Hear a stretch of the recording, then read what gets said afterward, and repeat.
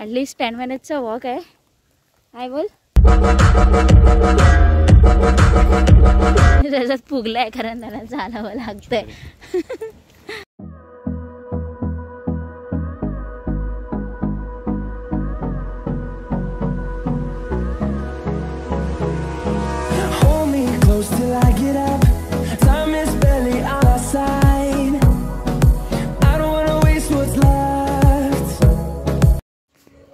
Hello everybody, good morning. आणि आज आहे आमचा day 3 of the trip. That means the last day of the trip. I will just show you the काय अप्रतिम असा view आहे. एकदम एवढी शांतता आहे. मध्ये कुठेतरी एखादी गाडी जाईल, बस जाईल, तेव्हाच काय तो तुम्हाला आवाज येतो. Otherwise it's very quite, it's very काम. सो आजचा आमचा प्लॅन काही खास नाही आहे कारण आज आमची रात्रीची ट्रेन आहे. 9:30ची तुतारी आहे रात्रीची.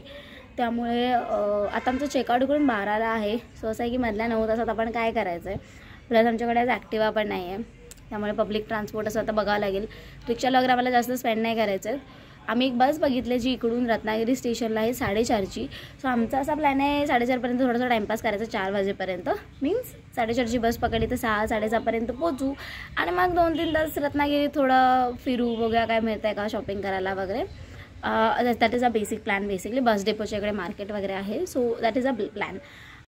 आणि याच्यानंतर 12:30 झालेले. सो आम्ही विचार केला की ॲटलिस्ट जेवून घेऊया. आणि एवढ्या जेवणावरती आमचं मन नाही भरलं. आम्ही पुन्हा फिश स्टार्टर्स इकडे ऑर्डर केलेले.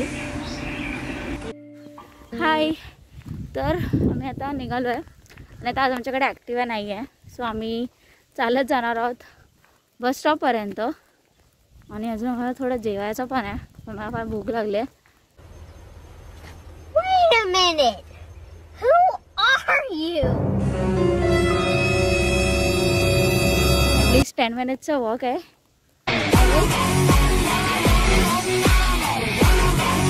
त्याच्यात फुगलाय कारण त्याला चालावं लागतंय.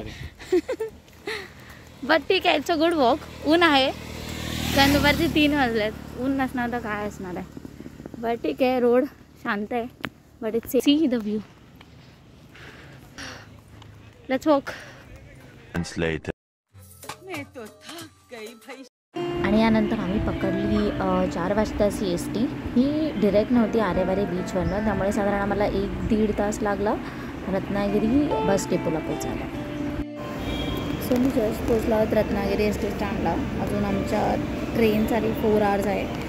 सो आम्ही इकडे आम्ही ऑलमोस्ट 5 वाजल्याची ट्रेन आहे 9:30ची, म्हणजे जवळपास 4.5 तास. सो आम्ही इकडे एक जवळपास कॅफे बघितला आहे. आता आम्ही विचार करतो त्या कॅफेमध्ये जाऊन थोडंसं खाऊ आणि तिकडेच बसू आणि मग मे बी 7-7:30ला वगैरे निघू आणि मग रेल्वे स्टेशनला जाऊ. So let's go. सो जवळच कॅफे कॅरम होता, तिकडे आम्ही स्नॅक्स वगैरे खाल्ले आणि आम्ही रिटर्न आलो रत्नागिरी स्टेशनला. आमची 9:30ची तुतारी ट्रेन होती, ज्याच्याने आम्ही पुन्हा मुंबईसाठी परतीचा प्रवास केला.